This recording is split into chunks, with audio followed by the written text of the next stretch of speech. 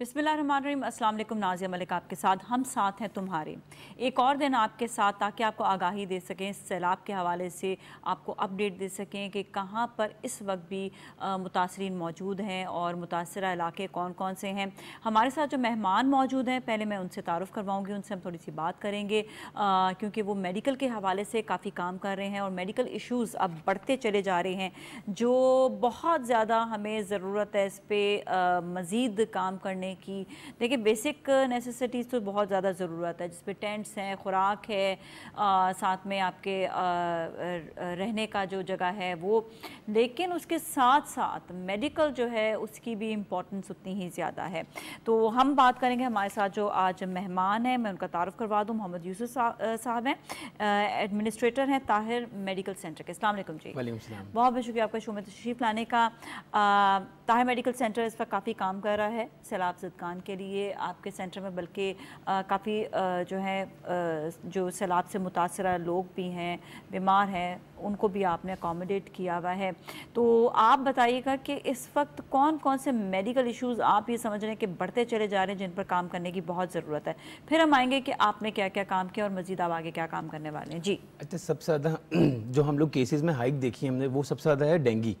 आजकल आपने देखा होगा जनरली हमारे कराची में भी, और अगर इंटीरियर सिंध से भी देखा जाए तो सबसे ज़्यादा जो हमारा राइज आया ना केसेस में, वो आया डेंगी में। और डेंगी के साथ एक पैरेलल चीज़ जो है वो है डिक्लाइन इन द प्लेटिलेट्स। अब प्लेटिलेट जो डिक्लाइन है उसका रिलेशनशिप बनता है डायरेक्ट मेगा यूनिट से, तो एक प्रोसेस है ये। अब सबसे ज़्यादा जो नीड है ना, वो सबसे पहले डेंगी को कोप अप करना पड़ेगा हमें। और सेकंड इशू जो है ना वो है मीजल्स, खसरा। मीजल्स वैसे ही बहुत है इंटीरियर में, अब इस वजह से जो पानी हमारा रुक गया, जो ड्रेन नहीं हो रहा, इस वजह से और केसेस बढ़ गए हैं मजीद। और डेंगी बढ़ने का भी रीज़न है कि पानी हमारा स्टोर हो गया है, पानी का कोई ड्रेनेज है नहीं, जिस वजह से डेंगी के केसेस बढ़ रहे हैं। अब जो डेंगी के केसेस बढ़ रहे हैं वो कराची में बढ़ रहे हैं, अब इंटीरियर से भी वहाँ से केसेस लाए जा रहे हैं। तो वैसे ही कराची के हॉस्पिटल जो है वहाँ पे बेड्स अवेलेबल नहीं है, अब मजीद और पेशेंट्स का फ्लो बढ़ रहा है। तो एक सबसे बड़ा ये डिलेमा जो एडमिनिस्ट्रेशन, जो कराची की जो हॉस्पिटल की एडमिनिस्ट्रेशन है, सबसे ज़्यादा एक डिलेमा जो फेस करी, वही सबसे बड़ा डिलेमा है जो डेंगी के केसेस में हाई का ही है। इसके अलावा जो हमारे पास रिपोर्ट आई है उसमें ये है कि मलेरिया और गैस्ट्रो के भी बहुत ज़्यादा केसेस हैं, जिसकी वजह से शदीद बच्चों को जो है वो अफेक्ट हो रहे हैं, सबसे ज़्यादा बच्चे अफेक्ट हो रहे हैं। अच्छा, हमारे पास बहुत सारे ऐसे बच्चे रिपोर्ट हो रहे हैं, ऐसे पेशेंट्स रिपोर्ट हो रहे हैं जो न्यूनेट्स हैं या इन्फेंट्स हैं, उनको एक सबसे ज़्यादा जो मसला है वो है परसिस्टेंट वॉमिटिंग। एक होती है वॉमिटिंग नॉर्मल यूजुअल वॉमिटिंग तो ये होती है कि मुझे दिन में 2 से 3 एपिसोड्स हो गए, that is considered as a normal vomiting. इसके बाद आती है परसिस्टेंट वॉमिटिंग। परसिस्टेंट वॉमिटिंग में क्या होता है कि पेशेंट्स को लगातार, मतलब दिन में मोर देन 10 एपिसोड्स हो रहे हैं, उससे क्या होता है, उसको AGE हो जाता है। AGE स्टैंड्स फॉर एक्यूट गैस्ट्रोएंटाइटिस, जिससे क्या होता है आपके गैस्ट्रिक इश्यूज शुरू हो जाते हैं। गैस्ट्रिक इश्यूज के बाद फिर आपको उसका बड़ा वर्कअप करना पड़ता है, उसकी एंडोस्कोपी करनी पड़ती है, उसकी कोलोनोस्कोपी करनी पड़ती है। ये सब चीज़ें वहाँ अवेलेबल नहीं है अभी, तो उन सब चीज़ों को एड्रेस करने के लिए यू नीड अ वर्कअप। तो वर्कअप के लिए सारे इक्विपमेंट्स यहाँ मौजूद है, तो पेशेंट्स को वहाँ से यहाँ मार्च किया जा रहा है। Actually I do agree with you, gastritis के इश्यूज बहुत बढ़ रहे हैं, मलेरिया काफ़ी ज़्यादा है। अच्छा, दूसरा ये कि आप लोगों ने वहाँ क्या क्या इकदाम किए, क्या क्या आपने मेडिसिन भेजी और अभी भी किस तरह से काम कर रहे हैं, स्पेशली इंटीरियर सिंध के हवाले से? देखिए, सबसे पहले तो नीड है हमारी नेशनल मेडिसिन पैरासीटामोल है। सबसे पहले तो वहाँ पे जो स्कार्ट सिटी वो मेडिसिन की है। पहले हमने मेडिसिन की एक चेकलिस्ट बनाई, एक मेडिसिन की लिस्ट डेवलप की ना। एक स्ट्रेटेजी तो यही बनाता है इंसान के, पहले पता हो कि मुझे क्या क्या लाइफ सेविंग ड्रग्स चाहिए। हमने इसको जॉट डाउन किया, एक लिस्ट फॉर्म में लेके आए, ताकि हमें पता हो कि क्या क्या चीज़ें स्कार्ट्स हैं वहाँ पे। फिर हम लोगों ने वहाँ की एग्जिस्टिंग इन्वेंट्री चेक करवाई कि ये मेडिसिन वहाँ पे कितनी क्वांटिटी में पड़ी हुई और कितने पेशेंट्स डेली रिपोर्ट हो रहे हैं। थोड़ा स्ट्रेटेजिकली हम लोगों ने फाइनेंसिंग की, ताकि हमारी जो चीज़ हम कर रहे हैं that should be very appropriate, जिससे लोगों को फायदा हो। ऐसा नहीं हम कोई ऐसी चीज़ फाइनेंस कर दे जिसकी नीड ही नहीं है वहाँ पे। तो हम लोगों ने पहले तो लिस्ट बनाई कि कौन कौन सी मेडिसिन चाहिए। मेडिसिन के बाद सबसे ज़्यादा नीड है वहाँ पे मेडिकल बेड्स की। मेडिकल बेड्स अवेलेबल नहीं है वहाँ पे। अब मेडिकल बेड भी आपके पास एक ऑटोमेटिक होना चाहिए, ताकि पेशेंट की पॉस्चर मेंटेन कर सकें। ऐसा तो नहीं मैं ट्रीटमेंट दे रहा हूँ एक चीज़ की और दूसरा पॉस्चर ख़राब हो रहा है, उसकी सर्वाइकल पेन शुरू हो गए, तो हम लोगों ने मेडिकल बेड्स प्रोवाइड किए। मेडिकल बेड्स के बाद ज़रूरत होती है ड्रिप स्टैंड्स की, क्योंकि डेंगी में सबसे ज़्यादा आपको चाहिए होता है फ्लूइड्स, हैवी क्वांटिटी में फ्लूइड्स देना होता है। अब वो फ्लूइड्स देने के लिए आपको ऑब्वियसली ड्रिप स्टैंड चाहिए। जहाँ हम लोग ड्रिप्स भेज रहे हैं, जैसे फ्लूइड्स भेज रहे हैं, रिंगोलेक्टाइन, नॉर्मल सलाइन, जब हम ये भेज रहे हैं वहाँ पे, तो उसके लिए एक स्टैंड चाहिए आपको, तो वो हमने प्रोवाइड किया। इसके बाद हम लोगों ने डेंगी की किट्स प्रोवाइड की उनको। डेंगी की किट्स ज़रूरी है, वहाँ पे टेस्टिंग किस तरह करेंगे वो, क्योंकि उनके जो हॉस्पिटल की इन्वेंट्री थी, ये भी नहीं पता चल सक रहा होता कि जी ये मलेरिया है या ये डेंगी exactly, है you या need ये to differentiate बुखार है, this. तो वो भी ज़रूरी है जानना, तो ये भी आप लोगों ने फिर वहाँ पर प्रोवाइड किया। अच्छा, डेंगू और मलेरिया में एक बहुत आसानी हो जाती है कि मलेरिया की जो प्रेजेंटिंग कंप्लेंट्स और जो सिम्टम्स होते हैं ना, वो डेंगू से थोड़ा वेरी करते हैं। ठीक है, वो क्या तो होते हैं? उसमें बेसिकली मलेरिया में होता है आपको फीवर की स्पाइक आती है और शाम में आती है। अच्छा। डेंगू में आपको पूरा दिन ही फीवर रहता है, तो आप थोड़ा सा इसको डिफ्रेंशिएट कर सकते हैं। एक्चुअली सबसे इंपॉर्टेंट चीज़ है, हम जो लोगों को कर रहे हैं, आपको कोई मटेरियल या प्रोडक्ट नहीं देना, आपको सबसे पहले तो एजुकेशन देनी है। जो लोग जा रहे हैं उनको हिस्ट्री टेकिंग आनी चाहिए। आप जितनी अच्छी हिस्ट्री लेंगे ना, आप बहुत जल्दी डायग्नोसिस तक पहुंच जाते हैं। अक्सर तो हमने देखा है कि आप जब हिस्ट्री बहुत अच्छी एक हेल्दी हिस्ट्री ले रहे होते हैं ना, तो आपको वर्कअप की भी कम जरूरत पड़ती है, आपको टेस्ट कम करवाने पड़ते हैं। बहुत ज़्यादा जो है, अभी हम ये भी नहीं कह सकते किसी को कि जी आपकी इम्यूनिटी अच्छी करेंगे, उनको खुराक की भी बहुत ज़्यादा ज़रूरत है वहाँ पर, और अच्छी खुराक की भी ज़रूरत है। जब तक उनके पास एक, और कहते हैं कि वैसे इंसान टेंशन और डिप्रेशन में जब आ जाता है, इस वक्त बिल्कुल वो पूरा इलाका टेंशन और डिप्रेशन में है, और जब वो आ जाता है तो उसको बीमारियां ऑटोमेटिकली ज़्यादा अटैक करने लगती हैं। व्हेन यू आर, कहते हैं ना कि हेल्दी माइंड आपका होता है तो आपको बीमारियां कम लगती हैं, लेकिन जब आपका माइंड ही हेल्दी नहीं होता तो उस वक्त बीमारियां भी अटैक ज़्यादा, इम्यूनिटी आपकी कमज़ोर होने लग जाती है। मुझे याद है जब कोविड आया तो सभी कहते थे प्लीज़ टेंशन ना लें, डिप्रेशन नहीं लें, आपको इम्यूनिटी स्ट्रॉन्ग होगी आपकी। एंड वाकई it affects actually these both are connected. अच्छा, सबसे पहला हमारे मेडिकल में जो एक हम लोग भी रिस्क लेवल्स बनाते हैं। एक रिस्क लेवल जो 1 होता है ना, वो होता है मेडिकल नीड्स। पहले तो मतलब फिजिकल मेडिकल नीड्स जो है, पहले आप उसको कोप अप करते हैं, फिर then you go for the mental health. Mental health it takes time actually ना, मतलब you need a counselling sessions, आपको बहुत सारे मल्टीपल काउंसलिंग सेशंस करने पड़ते हैं, उनको री एजुकेट करना पड़ता है। So it is time consuming process.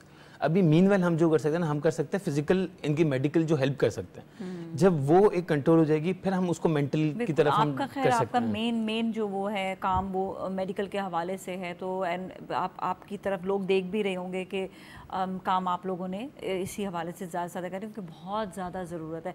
आप लोग वहाँ तक पहुँचते कैसे हैं, किस तरह से जाते हैं, क्योंकि डिफ़िकल्ट रास्ते हैं। दूसरा ये कि डिफ़िकल्टीज़ मज़ीद और तरह की भी हैं, तो आप लोग का वहाँ पर रीच कैसे होता है? देखिए, सबसे पहले तो ये कि जब आप पैशनेट होते हैं कुछ करने के लिए, तो फिर जितनी भी हर्डल्स आती है यू फेस इट।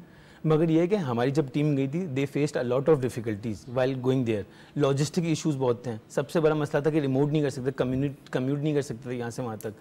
और फिर दूसरा इशू ये आता था, वहाँ पे रॉबरी बहुत थी, मतलब स्नैचिंग हो जाती थी। आप कंटेनर्स लेके जा रहे हैं, वो स्नैच हो गया। तो अब हम लोगों ने उस चीज़ को कोप करने के लिए, जो हमें लॉजिस्टिक्स में डिफिकल्टीज आई, जो सप्लाई चेन में डिफिकल्टीज आई, उसको कोप करने के लिए अब हम लोग एक जॉइंट वर्किंग शुरू करें with the arm forces, so that we can be secured from them, ताकि हमारे को लॉजिस्टिक्स में ये इश्यूज तो नहीं हो कम से कम।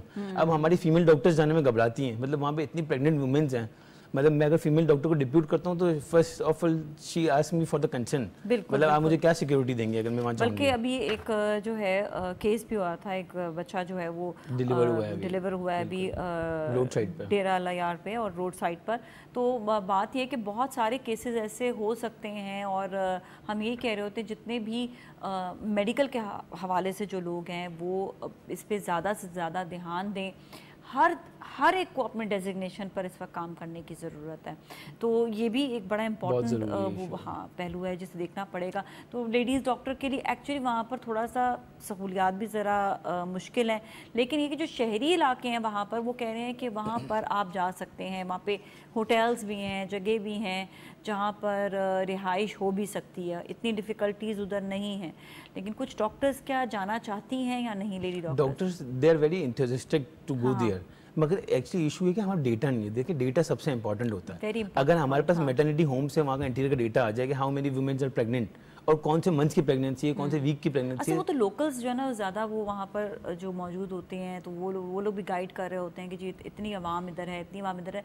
डेटा के हवाले से बड़ी एक जो है जो नई बात हुई उसके हवाले से मैं बात करूंगी कि चेयरमैन नादरा से मुलाकात भी हुई थी वज़ीर आला सिंध मुराद अली शाह की। उन्होंने डेटा के हवाले से बात की कि कई लोग जो ये कह रहे हैं कि अभी हमें कुछ नहीं मिला और इंतज़ामिया जो है उन्होंने सामान नहीं दिया है, तो उसके हवाले से डेटा की बात की कि नादरा वैसा इंतज़ाम बनाए कि सामान देने का और लेने का जो है ना उसका रिकॉर्ड मौजूद हो।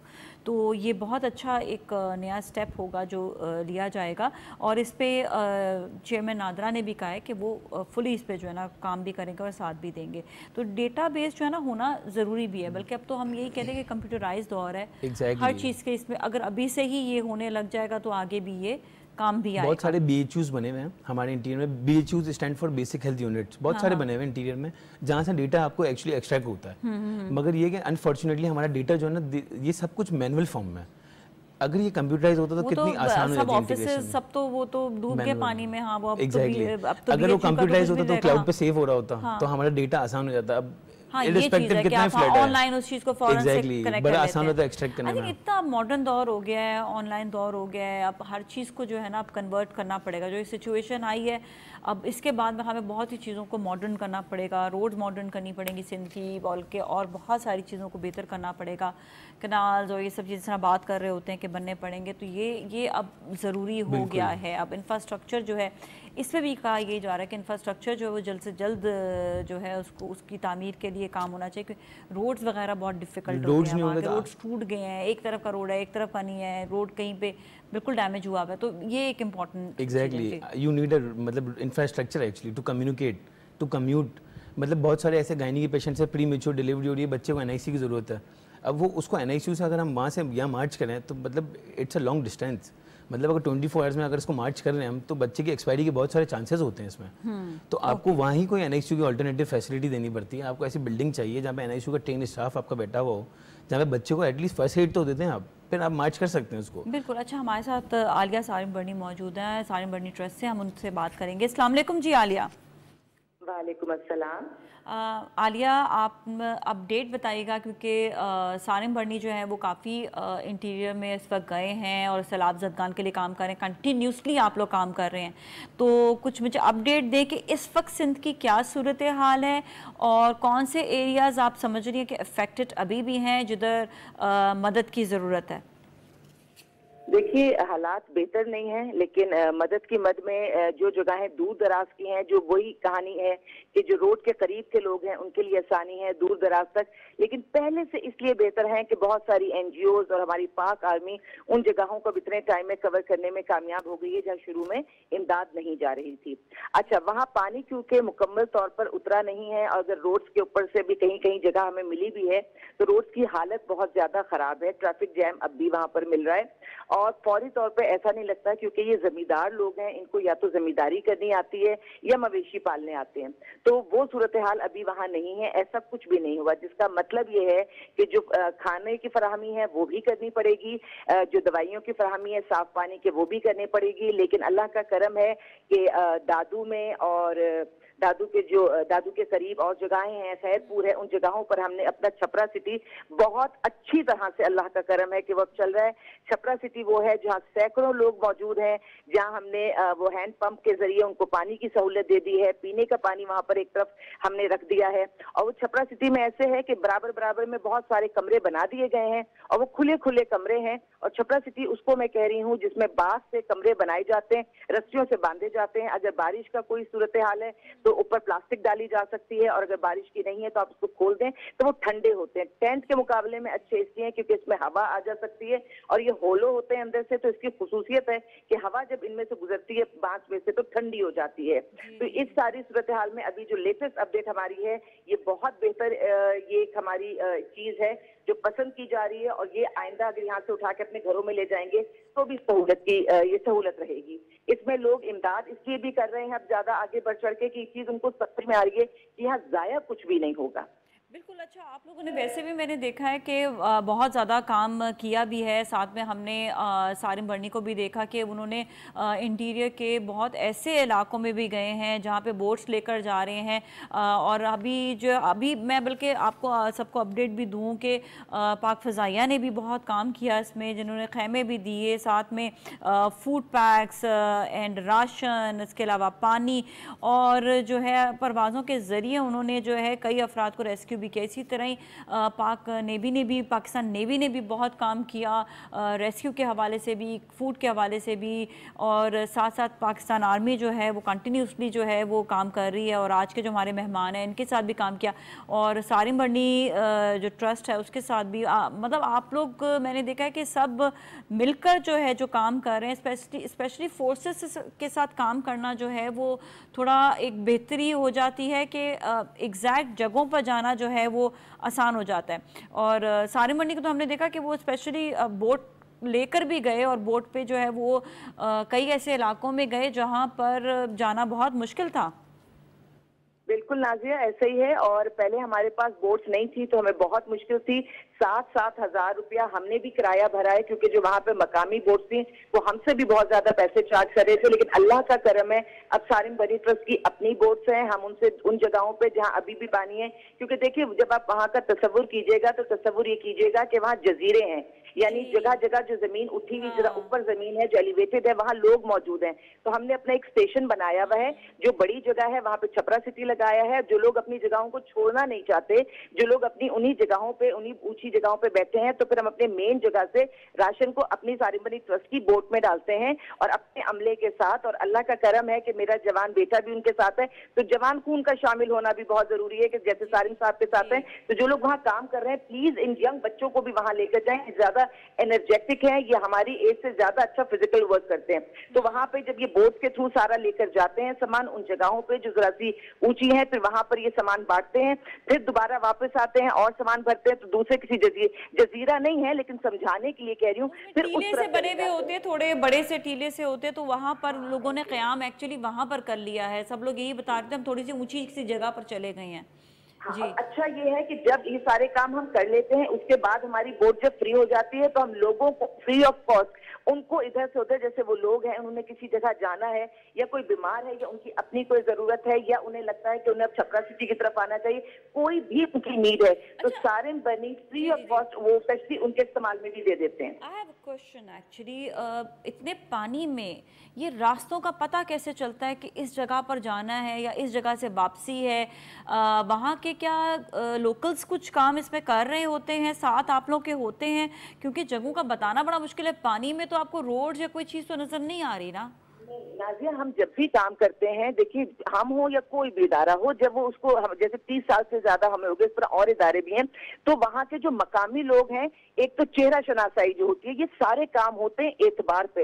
अल्हम्दुलिल्लाह सारिम साहब या कहीं पे भी खड़े हो जाते हैं, और भी चाहे वो ईदी साहब आते हैं, ईदी साहब जहाँ खड़े होते थे सब जमा होते थे, तो हम जहाँ पे भी खड़े होते हैं हमारे साथ मकामी लोग खुद ब खुद, राह चलते हुए मकामी बंदा भी जो है ना वो मदद लेने के लिए हमारे पास पहुंच जाएगा। उसको ये अंदाजा होगा कि यहाँ से, तो हम वहाँ के मकामी लोग जो उन जगहों को जानते हैं, प्लस जो वहाँ के बड़े लोग भी होते हैं जिन्हें एक एक चीज का पता होता है कि कौन सी जगह पे कौन इस वक्त किस मुश्किल में गिरफ्तार है, किसकी मदद हो सकती है, ये रास्ते कौन से हैं, वो अपने इलाके की झाड़ियां भी पहचानते हैं। जो बड़े बड़े दरख्त हैं जो वहाँ पे ऐसे पानी में नजर आते हैं जैसी छोटी छोटी झाड़ियां हैं, वो लोग उनके थ्रू, वो वहाँ के मकामी है, उन्हें सब मालूम है। ये वही लोग होते हैं जो सितारों से भी चल लिया करते हैं रातों को, क्योंकि वहाँ पर टेक्नोलॉजी उस तरह से नहीं मौजूद है। तो हमारे पास मुमकिन ही नहीं है, बिल्कुल उनके बगैर तो मुमकिन ही नहीं है कि जा सके। जिस तरह आपने कहा कि दरख्त भी ऐसे हैं जो जहाँ से निकलना हो सकता है, अल्लाह ना करे कोई बोट वहाँ पे स्टक हो जाए, तो इसलिए खुद से जो है आप नहीं कर सकते, आपको वहाँ पे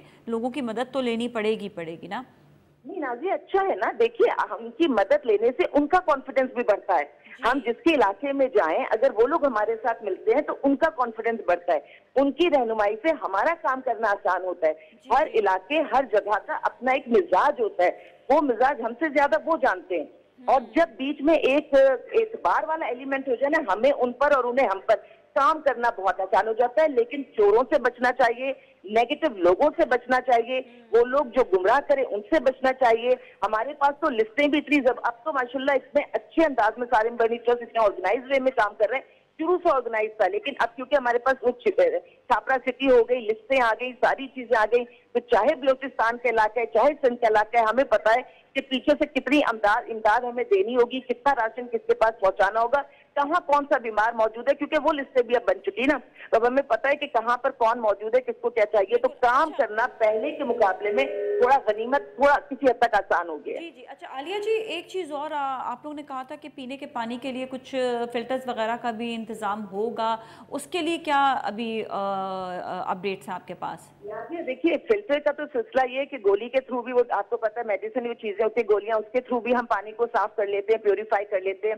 लेकिन जो हम चाह रहे हैं ना, जो हमारे जहन में प्यूरिफिकेशन का है, उस तरह के प्लांट्स अभी यहाँ पर नहीं लगे हैं। हम अपनी मदद आपके तहत के जितना उसको प्योरीफाई कर सकते थे डिफरेंट मेथड से, वो हम उसको लेकर चल रहे हैं। या अगर हैंड पंप से जो पानी निकलता है, तो जो कहते हैं कि भाई औरत है, प्रेगनेंसी में है या नहीं है, कोई भी शख्स है, रफाए हाजत है या खाने से पहले हाथ धोना है, तो एटलीस्ट वो वाला सफाई का पानी, वो सब चीजें उन्हें हैंड पंप से इजीली अवेलेबल है। पीने का पानी इससे भी बच जाते हैं इंसान, पाँव और हाथ अगर धोते रहे तो बहुत ज्यादा इससे भी फर्क पड़ जाता है। मैंने आपको कहा ना, सिस्टम में चीजें आना शुरू हो गई। एटलीस्ट सारिम-बनी ट्रस्ट ने जिन इलाकों को, जिन लोगों को ओन किया, क्योंकि हमें मालूम है कि अभी ये कोई 1-2 हफ्ते भी नहीं, अभी इससे ज्यादा टाइम चलेगा, इनको इमदाद अभी चाहिए होगी। जब तक पानी उतरेगा नहीं, जब तक इनको जमीन अपनी वापसी पे मिलेगी नहीं, उस वक्त तक ये मदद, ये चीजें, क्योंकि ये किस तरह, मतलब कोई कैसे सोच सकता है। मैं बहुत सारे लोगों से ये भी सुन रही होती हूँ कि भाई वो कब कमाएंगे, कब। अरे उनको सिवाय खेती बाड़ी के उनको दूसरे काम नहीं आते, या मवेशी या खेती बाड़ी। तो ये ऑब्वियस है कि जब तक पानी नहीं उतरेगा, उनके पास अपनी जमीन नहीं होगी, चीजें बेहतरी पर नहीं आएंगी। लेकिन इस वक्त अगर जैसे सारिम-बनी ट्रस्ट ने कुछ जगहों को, लोगों को अपनी एक उसमें हल्के में ले लिया, उन लोगों को भी इत्मीनान है कि उन्हें कहीं भाग दौड़ नहीं करनी, उन्हें कोई बेचैनी नहीं करनी, और वो सुकून से एक साथ बैठे। क्योंकि छापरा सिटी में जो सैकड़ों लोग हैं, वो एक ही इलाके से जैसे ट्रक के ट्रक भरकर आते गए और वो हमसे जगह मांगते गए, हम उन्हें देते गए। तो एक ही तरह के लोग हैं, बड़ा अच्छा मंजर होता है। बाहर सब बूढ़े एक साथ बैठे हुए हैं, बड़े एक साथ बैठे हैं, बच्चे खेल रहे हैं, सेंटर में ग्राउंड है, चारों तरफ हमने वो छापरा बना दिया। तो इसी तरह यकीनन पाक आर्मी हमसे ज्यादा ऑर्गेनाइज रखते हैं, वसाइल रखती है, उसने अपने अंदाज में अपना बिल्कुल ऑर्गेनाइज किया होगा। तो इदारे हैं, और हमारे ये पाक आर्मी है, एयरफोर्स है, नेवी है, जितनी भी आर्म फोर्सेज हैं, जब इन्होंने मिलकर अपनी अपनी जगहों को संभाल लिया है, तो अब किसी हद तक ये इत्मीनान है कि हाँ, इमदाद मुतवातिर चाहिए, इमदाद खत्म नहीं हो सकती, क्योंकि अभी वो खाने में कुछ तब्दील नहीं है। बिल्कुल, अभी तो देखे ना, आगे जाकर भी मैं आपको एक और इलाके का नाम लूँ, टंडोला यार का, कि वहाँ पर इस वक्त पानी बिल्कुल स्टैटिक है, मतलब बिल्कुल पानी जो है वो खड़ा हुआ है और पानी बिल्कुल नीचे नहीं गया। और वहाँ पर आप ये सोचें कि कुछ, ये तो एक इलाके का नाम लिया, कई इलाके ऐसे हैं कि जो जहाँ पर पानी नीचे नहीं गया है, और वहाँ पर भी इस वक्त इमदाद की ज़रूरत है। और कंटिन्यूसली, मतलब इस चीज़ का जब तक पानी बिल्कुल ख़त्म नहीं होगा, जब तक तो इंफ्रास्ट्रक्चर भी नहीं बन सकता, पता नहीं चलेगा कहाँ पर क्या चीज़ इस वक्त मौजूद है। नाजिया, इमदाद पानी उतरने के बाद भी चाहिए होगी, क्योंकि पानी उतरने के बाद फिर उस जमीन को ठीक करना है, फिर हमने वहां पर उनके घरों को जिस तरह भी आबादकारी करनी है, तो इमदाद अभी महीनों तक चलनी है।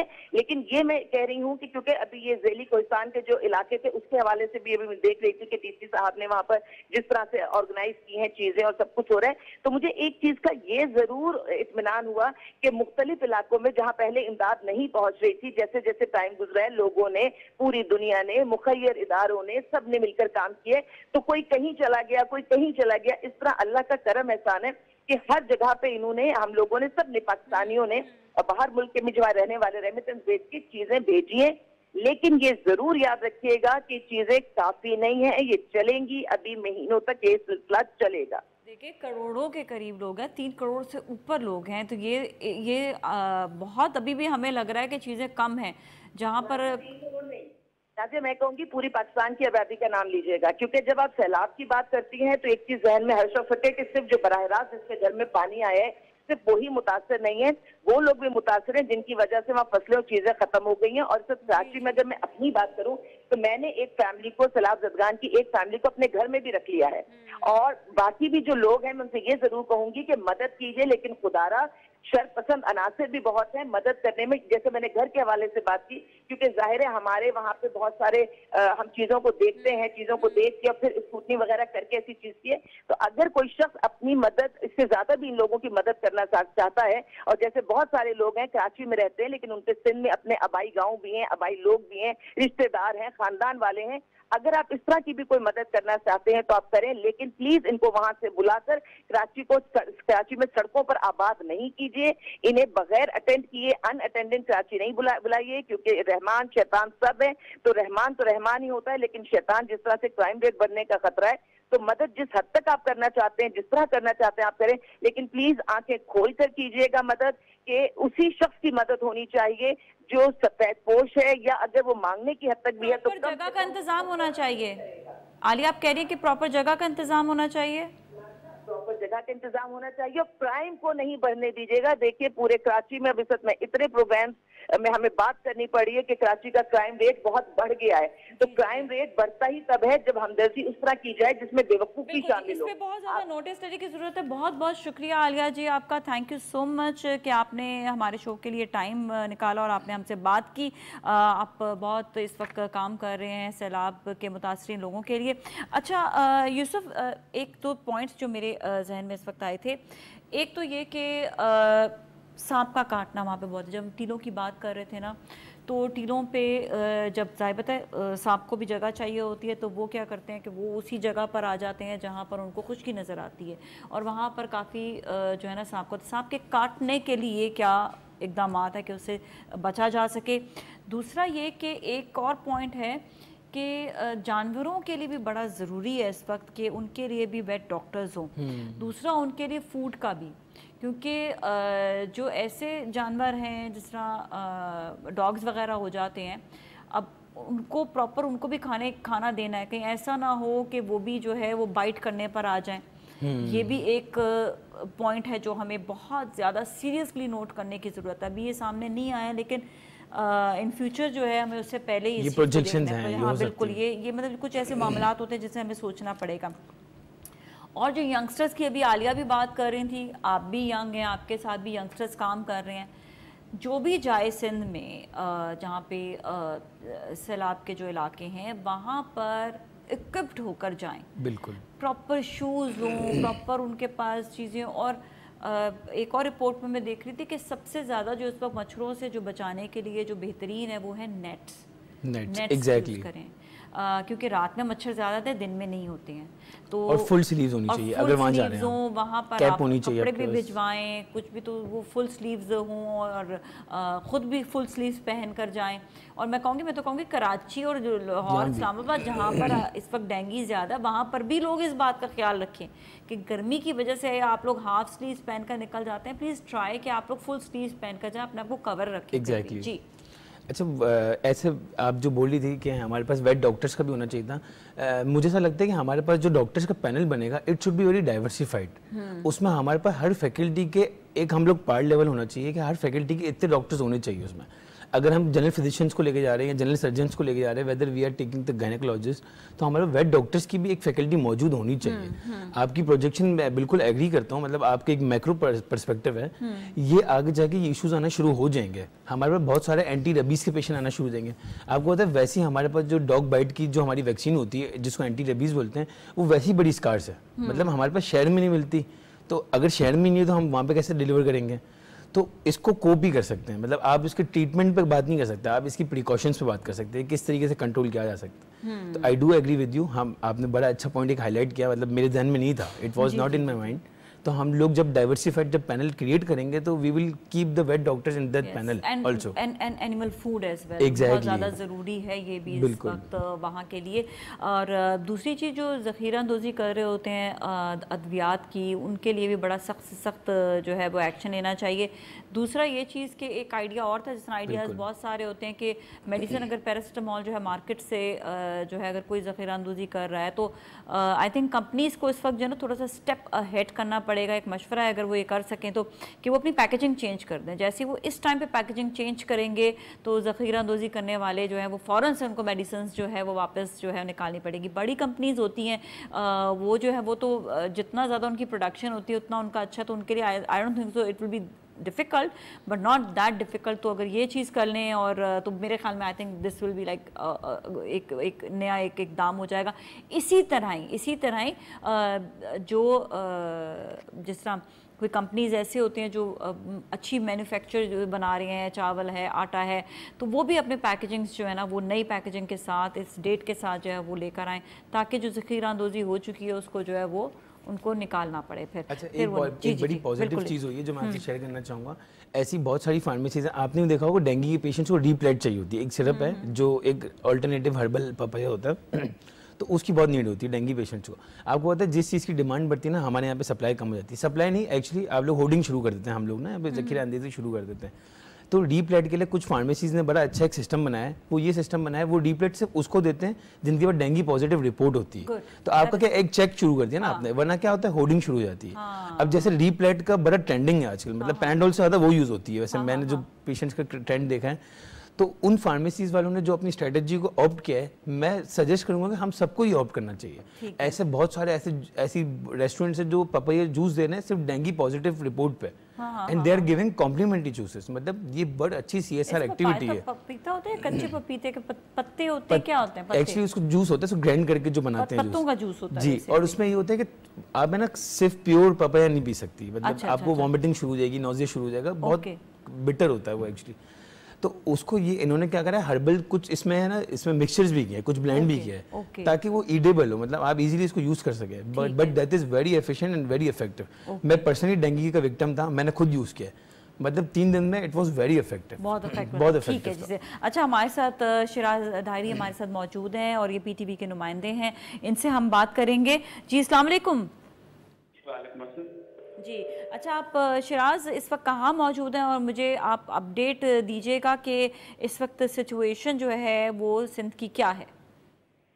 जी, हम आज मौजूद हैं हैदराबाद में और मीरपुरखास भी हम कवर करते आ रहे हैं और फ्लड की सिचुएशन मुसलसल कवर करते आ रहे हैं जब से फ्लड की सूरत हाल सिंध में हुई है। तो आज की मैं आपको सूरत हाल बताऊं कि आज कोटड़ी बैराज पर भी जो है कमी वाक़ हुई है पानी में, और मुसलसल जो है गुड्डू बैराज, सखर बैराज और जो कोटड़ी बैराज में पानी की जो है कमी है और सैलाबी सूरत हाल आहिस्ता आहिस्ता कम होती जा रही है। ताहम जो ज़्यादातर के डूबे हुए हैं जहाँ पे सैलाबी सूरत हाल है इस वक्त भी वो वही हैं मेन डिस्ट्रिक्ट जो दादू और जहाँ हैं, जहाँ पे 7 आखिरी और जो दूसरे मकाम हैं वहाँ पे इस वक्त भी पानी मौजूद है। खास करके जूही, खैरपुर, नासन शाह और मेहड़ ये ऐसे इलाके हैं जिनके अभी भी काफी वहाँ पे पानी मौजूद है। जबकि दूसरी तरफ अगर हम बाकी अजला की बात करूँ सैलाबी सूरत हाल की, तो सांगड़, मीरपुर खास, शरोफ और लाड़काना ये करीब जहाँ पे अब वो पानी जो है वैसे उतरना तो शुरू हो गया है, लेकिन इसका पानी और सैलाबी इस वक्त भी बहुत से इलाकों में मौजूद है, लेकिन ज्यादातर पानी दरिया सिंध में था वो उतर गया है और आहिस्ता आहिस्ता जो है वो पानी समंदर गुट हो रहा है। लेकिन सैलाबी सूरत हाल के हवाले से जो इमदादी कार्रवाइयाँ हैं और जो मेडिकल फैसिलिटी हैं, रेस्क्यू का काम है, PDMA, NDMA और जो वफाकी इदारे हैं उन तरफ से रेंजर्स की तरफ से जो काम किया गया है उसकी भी मैं आपको अपडेट देता चलूँ कि मोस्टली जहाँ पे ये कहते हैं वहाँ पे ज्यादातर लोग जो हैं अब जो कच्चे के इलाके जहाँ जहाँ से पानी उतरा है वहाँ तो वापस अपने घरों में जा रहे हैं, लेकिन जो इलाके अभी भी डूबे हुए हैं वहाँ के लोग जो हैं कैंप्स में भी मौजूद हैं। तो वफाकी हुकूमत की तरफ से जो 25,000 रुपए दिए जा रहे हैं उसमें 30 अरब रुपए की खतीर रकम अब तक जो है वो डिस्ट्रीब्यूट की जा चुकी है इन सैलाब मुतासरीन में। जबकि जो इंटरनेशनल डोनर्स हैं या पाकिस्तानी कम्युनिटी या जो ज़राअत और NGO जो काम कर रही हैं वो एक अलहदा है। PDMA और NDMA पाक अफवाज के थ्रू और जो हमारे सिक्योरिटी इदारे हैं वो भी सैलाब मुतासरीन की बहाली के लिए भरपूर इक़दाम कर रहे हैं। हैदराबाद समेत मुख्तलिफ ऐसे इलाके हैं जहाँ पे टेंट सिटी कायम किए गए हैं और उनको रिलीफ कैंप्स में रखा गया है, जबकि जो सरकारी वहाँ पे भी इलाकों में जो है वो कैंप्स किए जहाँ पे इनको सहूलियात जा रही हैं।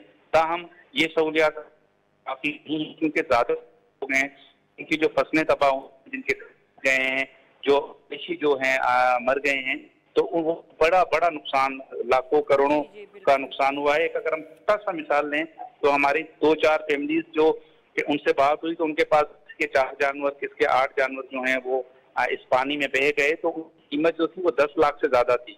1.5 से 2 लाख रुपए की एक भैंस है या गाय है, तो एक बड़ा नुकसान हुआ है, बहुत ज्यादा नुकसान हुआ। और अब जो कैंप्स में भी सूरत हाल है वो हमें कहीं कहीं अब तक नजर आई, क्योंकि गर्मी बहुत शदीद हो गई है इन इलाकों में, पानी की वजह से ज्यादा गर्माइश और हीटअप हो रहे हैं सारे इलाके। आइंदा फसल जो बड़े मुश्किल है कि काश्त हो, क्योंकि खास करके जो मीरपुर खास ये इलाके हैं और जो दूसरे अंदरूनी सिंध के जितने भी इलाके हैं वहाँ पे गंदम की काश्त तक भी जो है वो होने वाली है। तो वो गंदम की काश्त का होना बड़ा मुश्किल हो गया है।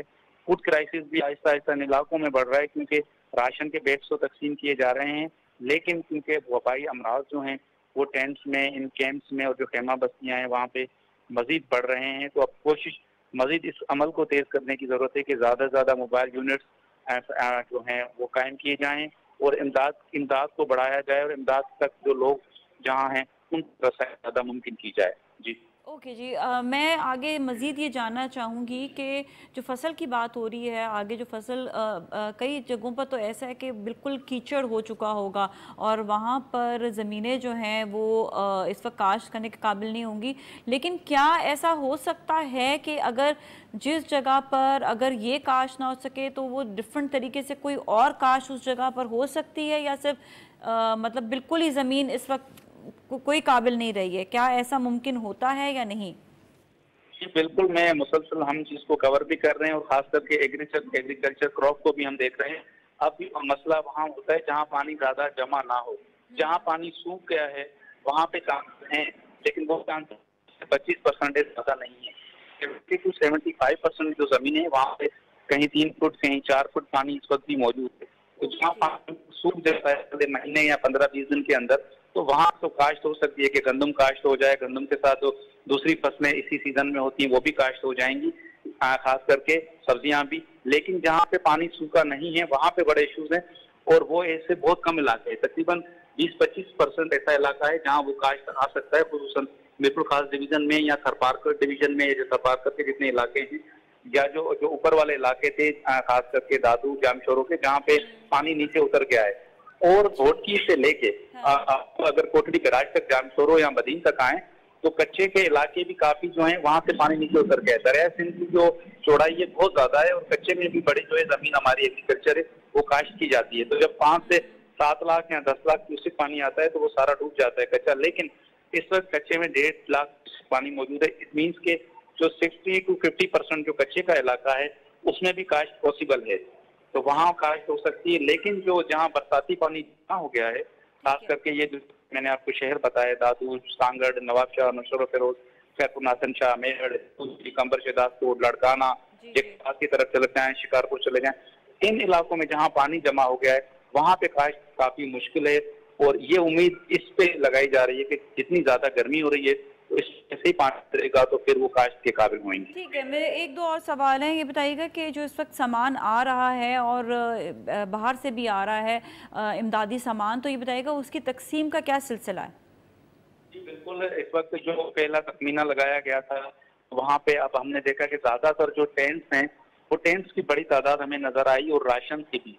खसूसी वो जो है एक गवर्नमेंट का सिस्टम बना हुआ है को डिप्टी कमिश्नर्स के थ्रू और NGOs के थ्रू जो बाहर से भी इमदाद हमें आ रही है, बाहर ममालिक से दूर से बहुत सारी इमदाद आ रही है। खेमे